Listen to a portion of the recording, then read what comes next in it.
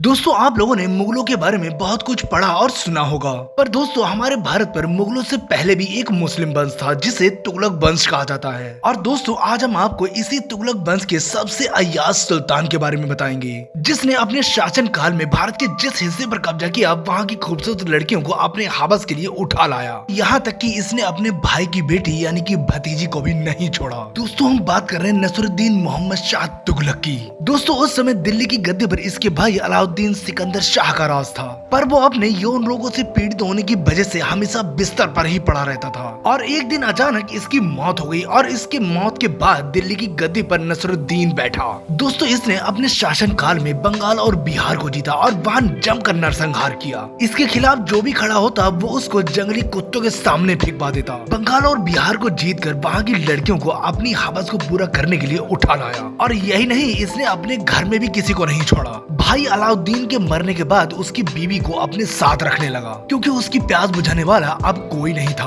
दोस्तों इससे पहले भी जब इसके भाई अलाउद्दीन की मौत नहीं हुई थी तब भी ये छुप छुप कर अपनी भाभी को पेला करता था। और हद तो तब हो गई जब कुछ सालों बाद उसकी भतीजी यानी अलाउद्दीन की बेटी जवान हुई। उसकी जवानी को देख इसके शरीर में आग लग जाती और इसीलिए इसने और धीरे धीरे बहला फुसला कर उसको एक दिन पेल दिया। और बेरहमी से करने की वजह से उसके गुप्तांगों से खून बहने लगा और उसकी मौत हो गई। दोस्तों इसने भारत को इस्लामिक राज्य बनाने के लिए सिपाहियों को सीधा आदेश दे रखा था कि जहां भी उन्हें हिंदू औरत दिखे उनको उठा लाओ। और इसी कारण हमारे भारत में उस समय महिलाओं और लड़कियों को मुंह झांकने और घर में रहने की सलाह दी जाती थी। दोस्तों ये इतना हब्सी था जिसका अंदाजा आप ऐसे लगा सकते हैं कि ये जिस हिंदू लड़की के साथ रात बिताता था उसका कान कटवाकर उसको छोड़ देता था, जिससे कि लोगों को ये पता चले कि ये सुल्तान का माल है। अब तो आप समझ रहे होंगे कि ये कितना हब्सी दरिंदा था। इसीलिए लोग अपनी इज्जत की खातिर अपनी ही बहू बेटियों को खुद मार दिया करते थे ताकि उनके साथ ऐसा ना हो सके। दोस्तों कहा जाता है कि हर एक चीज का एक समय होता है, वैसे ही इसका भी समय पूरा हो चुका था।